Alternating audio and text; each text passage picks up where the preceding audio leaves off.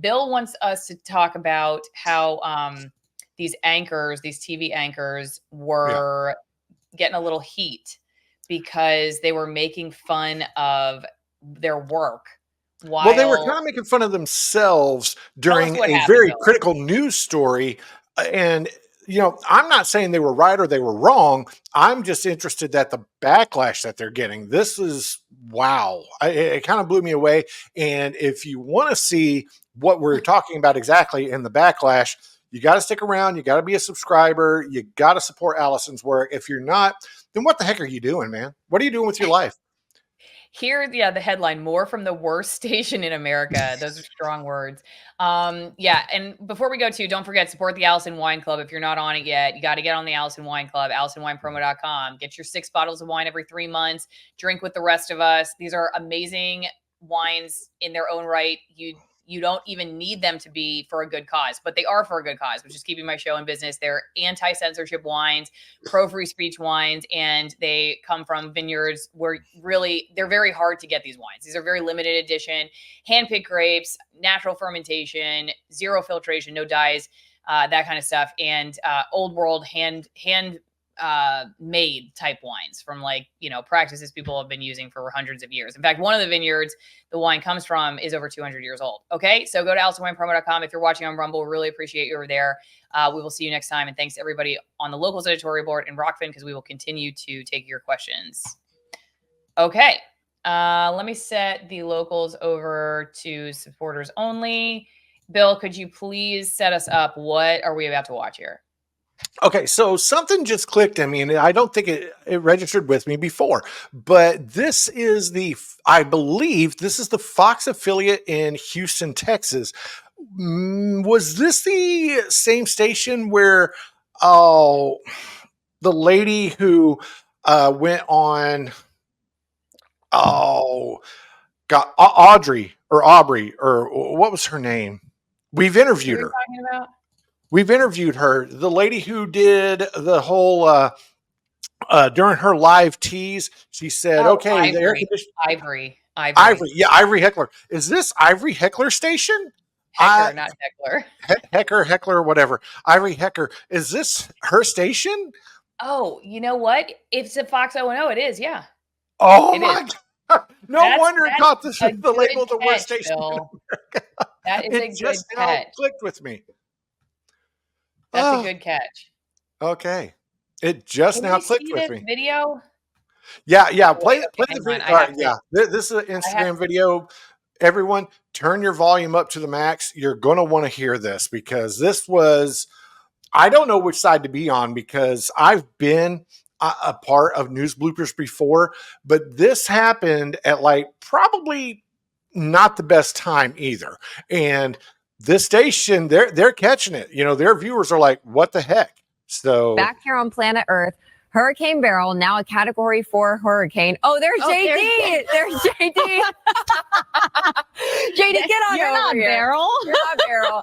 NASA's providing this view of the storm from the International Space Station, and officials say the extremely dangerous storm may devastate communities with storm surges, floods, and high winds. Beryl is the earliest Category 4 storm on record, according to the National Hurricane Center. And by the middle of the week, JD, the storm is supposed to slow down. Is this true? Which camera's on? Tell me which camera I'm supposed to. It's on you look now. At it. Which one I'm not supposed to walk in front of? In your defense, you were being very professional, trying to get to your spot with plenty of time. I'm supposed to be here. The shortest path was.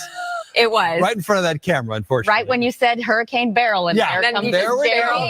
Come on in. Well, yes. To answer your question, yes, Beryl is expected to weaken, and not soon enough though for some folks in the Caribbean. Okay, Bill. Yeah. Okay, it's funny because let's go back and read what Scott Jones at FTV Live, which we should probably explain what FTV Live is to people, because they may not understand. FTV Live is like, no one outside of news has probably ever heard of this website. Exactly. But everybody in news knows about FTV Live, and it is like the TMZ or National Local Enquirer. TV news. Yeah. It's like, it's Us Weekly of TV news. And Scott Jones writes all the inside dirt. And anytime like people want to get back at their coworker, like this person sucks and he had an affair, or, you know, this person got fired, they call Scott Jones and give him the dirt, and then he publishes an article, and like the last thing you want is to end up on FTV Live. Okay, so anyway, that's who this is. And he writes, as Hurricane Beryl reached the extremely dangerous Cat 4 moving to Cat 5, the anchors at Fox Ono KRIV laughed as weatherman John Dawson walked in front of the wrong camera.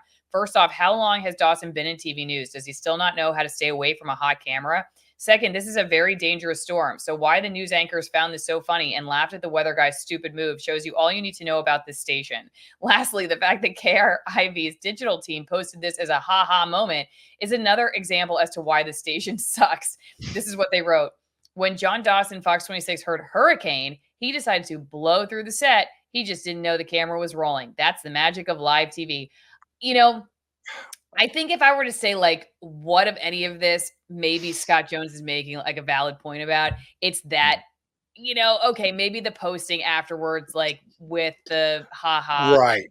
It was, but you know, it could be like a 22-year-old posting it. It's just, I'm not going to sit here and get like super mad about it. I just don't think it's worth the heartburn. What do you think, Bill? Okay, so I agree with you about the 22-year-old probably being a digital content producer straight out of Houston University or Baylor or one of the schools in Texas, you know, UT, whatever.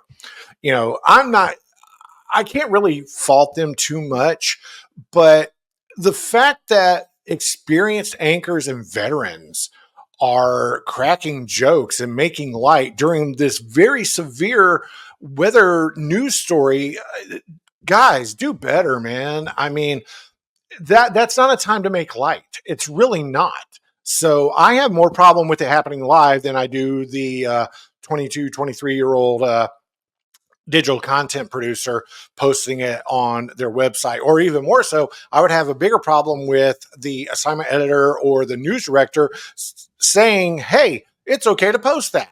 So that's my problem. The veterans in this situation should have known better, and they should have done better. Now, I agree. It's not the worst thing I've ever seen when it comes to TV news, but this is still very cringe. And if this is the worst TV station in America, they just cemented that spot a little bit more. I think it simply reflects something that I have said many times, that journalists' posture towards a particular news item is a reflection of how they personally feel affected by it. Mm-hmm. If they are not scared of something, they don't think you should be scared of it. If they are not sad by something, they don't think you should be sad about it.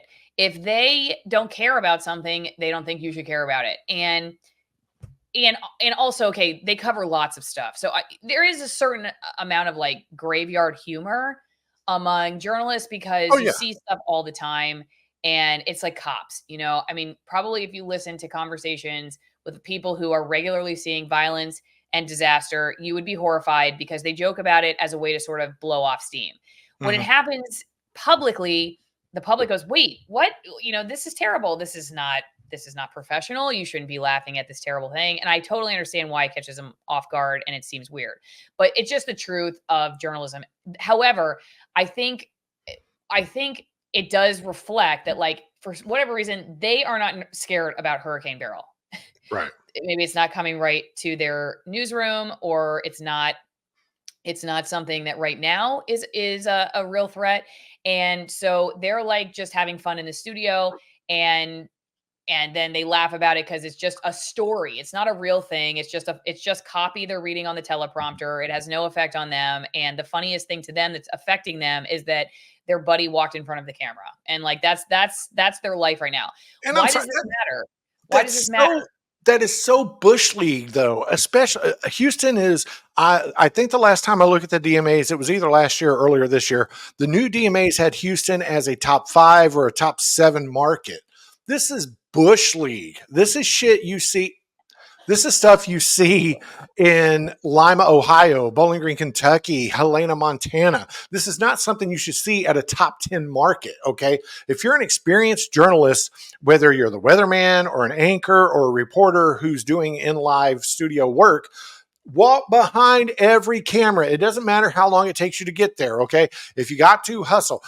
this is such Bush League, and that's why I have a lot more problem with the veterans than I do the 22-year-old digital content producer who probably posted it online at like 1 a.m. or whatever the case is. If you are going to get dumped out of your career, or you're going to quit or get fired like I did from the Department of Natural Resources, you may want to figure out what you're going to do for your retirement, in which case you can text Alison with 1L to 989-898, which is really just 989898. It's the same number 3 times. Bill did it. He got everything and more that he ever wanted to know about switching his IRA or his 401k over to gold. If you were not following the news, maybe you didn't hear that the big hit to the U.S. dollar came when Saudi Arabia decided not to renew its 50-year petrodollar deal, which means there could be less demand for the dollar in the future. And what happens when that happens, then people start thinking about gold and precious metals. If you are somebody like that and you're interested in learning more while also supporting the show, you can, again, text Alison to the number on the bottom of the screen.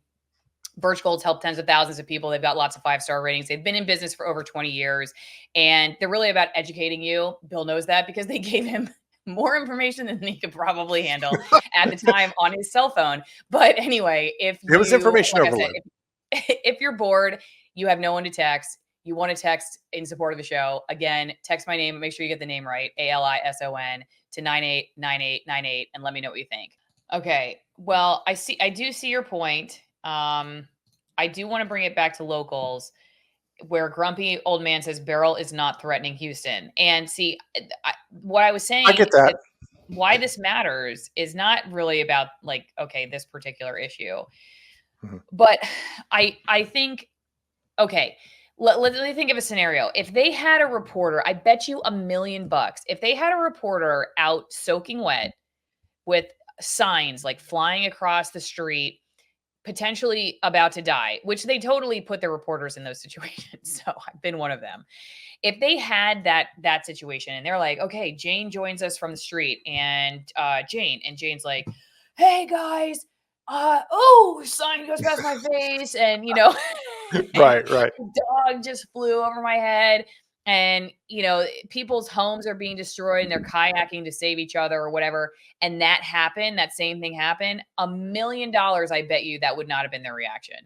But it's because they are dissociated from the particular event. Now, the only reason I bring this up really and want to hammer this point home is because a lot of the bias and reaction that you will see from mainstream media is a reflection of this exact same issue, which is if they're not using ivermectin, they don't care if you are going to Rural King or wherever and having to buy horse dewormer in order to get around the rules, of your doctor's medical commission. They don't care if you have freedom of choice when it comes to a vaccine mandate. They don't care about that stuff because it doesn't affect them. And they will have a variable level of concern about issues based on what they are concerned about. And I just think this is a reflection of that personally. And I think it happens in far worse cases. I would rather them get their act together on these big issues. I care less about the hurricane flub, but right. I think it's a reflection of how they cover the bigger issues that I do really care about. And I do wish that journalists would not constantly act like that, where it's like a joke to them and they're just so flippant about it if it doesn't affect them. Well, one of the things, one of the things I wanted to address is that if you were a viewer and you watched that and you found it kind of cringe and you voiced your opinion that the newscast needs to do better and the veterans need to do better, I'm on board with it. I support you 100%. I'm there for it.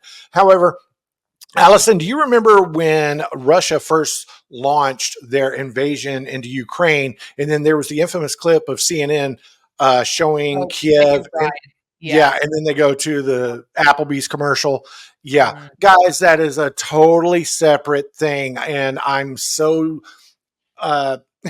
I'm so disgusted by the disconnect where there were some people in the comments and on Twitter saying, yeah, this is the same thing. No, it's not the same thing. That was, anybody who's worked in news knows that every break has their commercials laid out Okay, it's already pre-programmed into the system. It's already put into the rundown.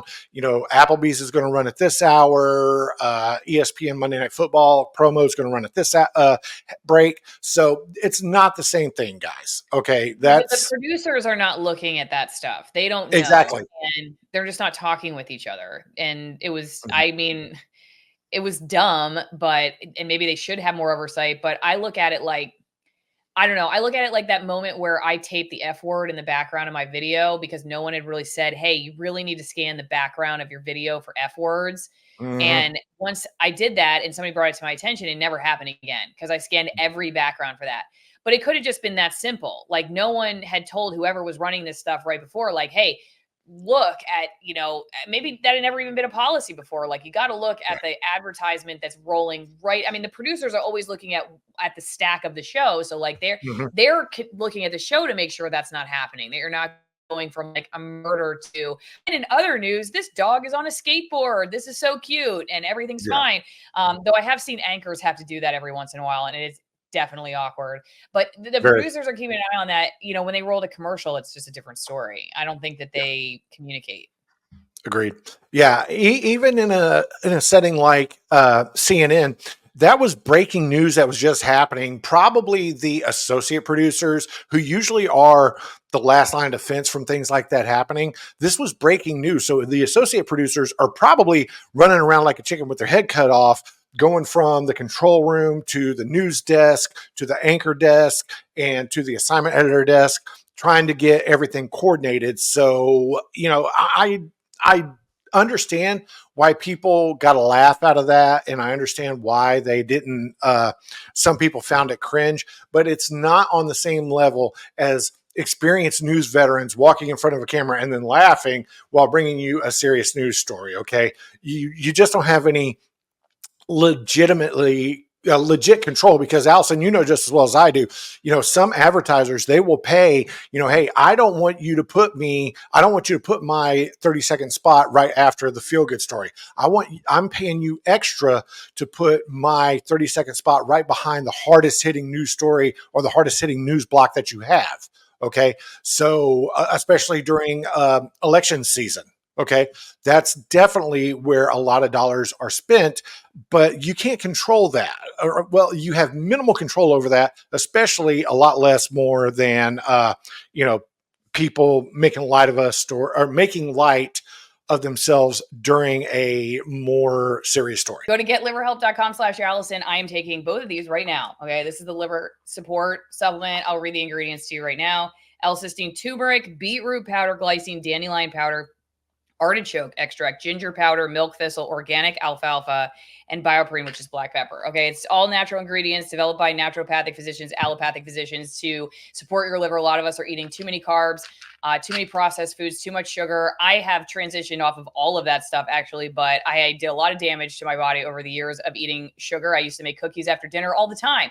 And so anyway, I'm glad to have a supplement that helps me detox. I've also taken the omega-3 fish supplement. You get it for free with the liver support. Getliverhelp.com/Alison. It's going to help you flush toxins, cleanse your liver, helps you with energy, improves digestion, enriches your nutrient intake. If you're having issues, like you might have started eating good foods, but you're not able to absorb them.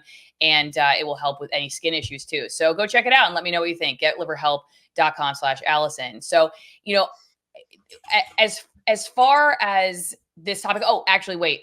Before I go any further, I want to make sure you guys know you can also send me real mail to my P.O. Box 3355, Denellen, Florida 34432. I love getting the mail. Thanks everybody who sends me notes of encouragement, seeds of vegetables that will actually grow in Florida instead of my dead garden. Nothing creepy, nothing edible, please. The producers do open the packages. We love seeing the smile on their faces when they get to go to the P.O. Box and see what you guys have written. So thank you so much for that.